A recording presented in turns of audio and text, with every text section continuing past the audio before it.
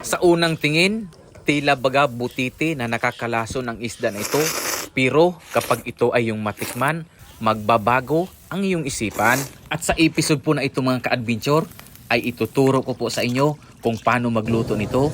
Kaya panoorin nyo po ang buong video hanggang sa dulo. At ito na nga mga ka-adventure, bumili nga po ako nitong uso ngayon na isda sa social media. Una nga po ay hugasan muna natin ito ng malinis na tubig bago natin lutuin. At pagkatapos naman po na mahugasan ko at malinis itong mga nabili natin na isda, ay sumunod naman, nagsindi na po ako ng apoy at magsisimula na po tayo na magluto nitong ating isda na lulutuin ngayon. At sumunod naman po ay maghuhugas na nga po tayo nitong pangunahing mga rekado na siyang magpapasarap naman sa lulutuin natin na kakaibang ulam. Dahon ng libas nga po at tanglad ang siyang magpapasarap at magpapalasa dito sa ating kakaibang isda na lulutuin ngayon. At ito na nga po mga ka-adventure, hinalo-halo ko na nga po ito dahil tapos ko na nalagyan ng sibuyas at iba pang mga ingredients. Siyempre, malapit na po itong malutot, kumulo na nga po.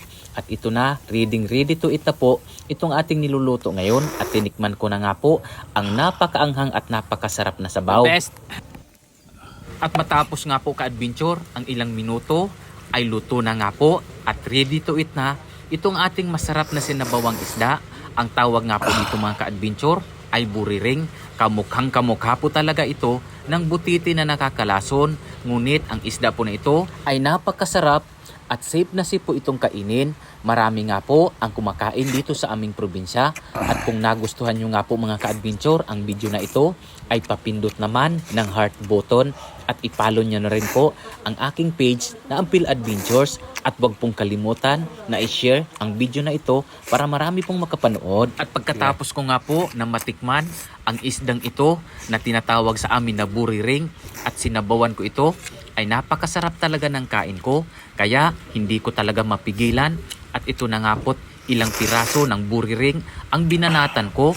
Napakasarap naman talaga mga ka-adventure, lalong-lalo na po ang sabaw nito. Bukod po sa napakasarap na sabaw, ay napakataba din po ng isda na ito. At ang pinakamasarap po na parte nito mga ka-adventure ay ang atay. Hindi nga po malilimutan ang experience mo sa pagkain nito. At ang isda po na ito ay lumalabas lang sa tuwing buwan ng July at August. Kaya maraming mga tao, lalong-lalo na dito sa aming probinsya, ang sabik na matikman ito sa tuwing buwan na lumalabas ang mga isda na ito. Kayo po mga ka-adventure, nakatry na rin po ba kayo na kumain ng masarap na sinabaw na buriring? At ano po ang paboritong yung luto sa isda na ito?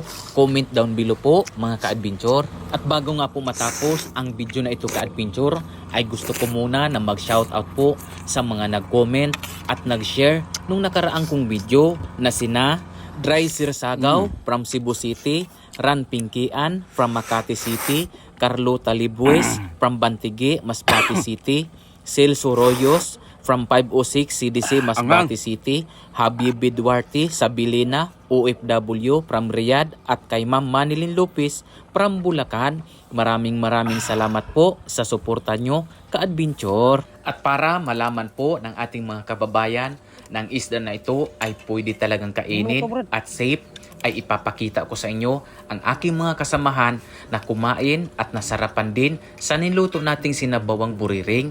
Mga ka-adventure, napakasarap talaga nito at paboritong paborito po dito sa aming probinsya.